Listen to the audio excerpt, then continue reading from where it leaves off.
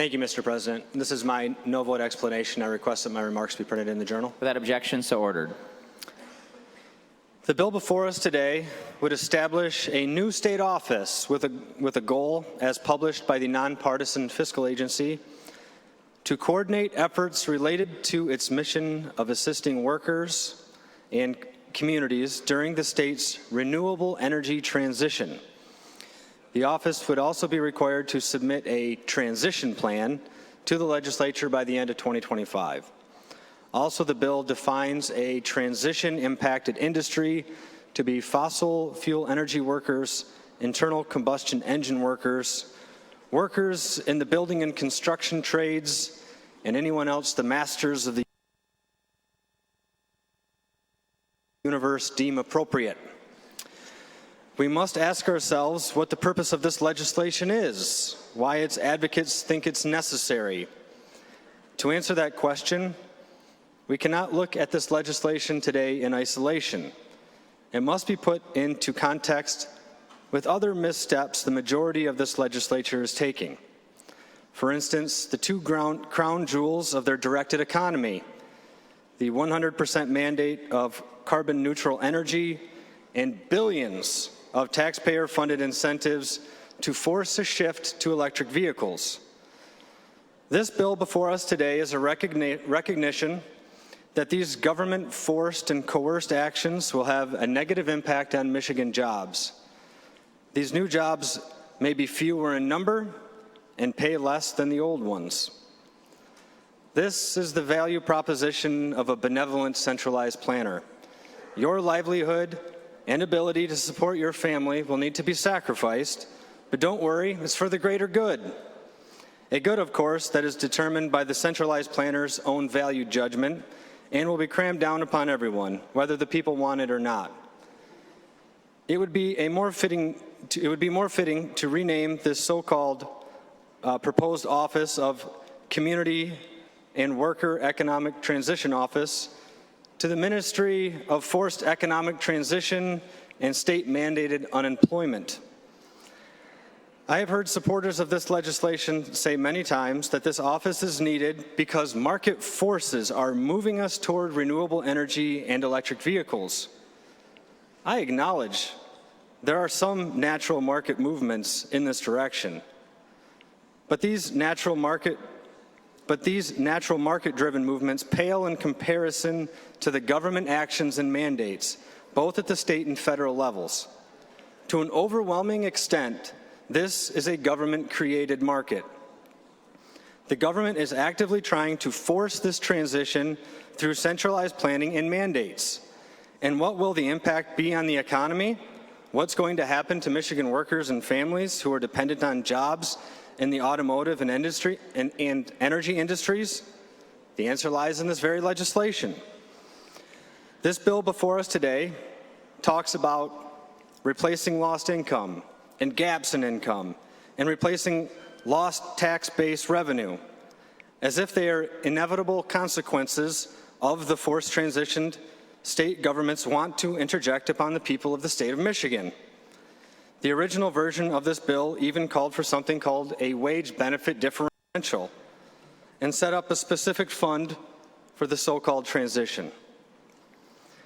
The legislation before us may have gone from terrible to just bad with the changes, but it still puts our state on a very dangerous path with a very dangerous role for government. Why would we as a state intentionally force policies expected to result in lost jobs and lower wages for workers? It doesn't make sense, but that's what the Democrat-controlled legislature has done time after time this year.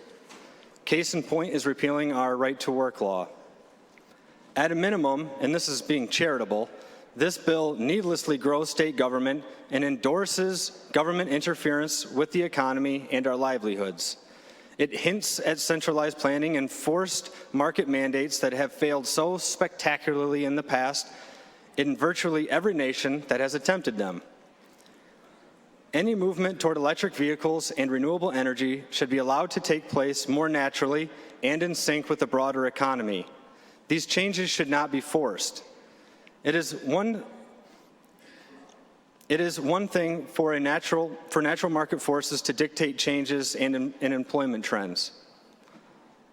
But it's another thing entirely for a government to mandate these transitions, particularly within tight time frames. It would make the energy grid even more unreliable than it already is and make our utility bills even higher than they already are. It would eliminate jobs and raise costs at the same time. We are at great risk of relying on technologies that are not ready, and the consequences might have significant impacts. This bill symbolizes a monumental divergence of political philosophy between those who advocate for a planned economy and those who advocate for free markets. As Hayek argued in The Road to Serfdom, centralized planning may have nobly stated ends, such as social justice, equality, or security, but the means used to implement these ends, which is of great concern. Hayek stated, "In this sense, socialism means the abolition of private enterprise, of private ownership of the means of production, and the creation of a planned economy in which the entrepreneur working for profit is replaced by a centralized planning body." The danger proposed is that there is a correlation between how free markets work and the degree of freedom which is given in a society. In a planned economy, competition is substituted with coercion.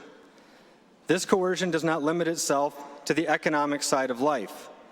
For a centralized plan to be enacted, individual liberties need to be limited.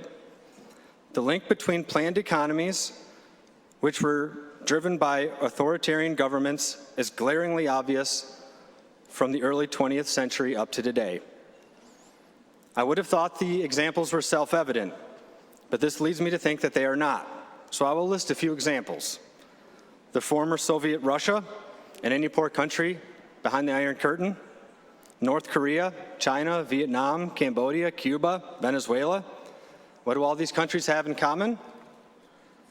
They relied on a supposedly benevolent planner to run their economy, which resulted in poverty, loss of liberty, and untold suffering. Centralized planning is simply inefficient because markets are too complex. It is impossible for a planning board of a handful of members or even one person to fully understand what will actually work across a whole society.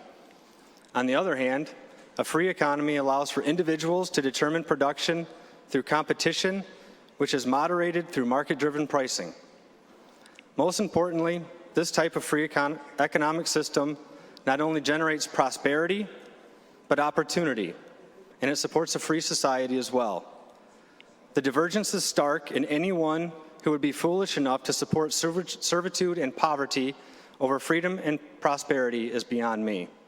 To sum it up, this legislation goes beyond what the scope of government should be.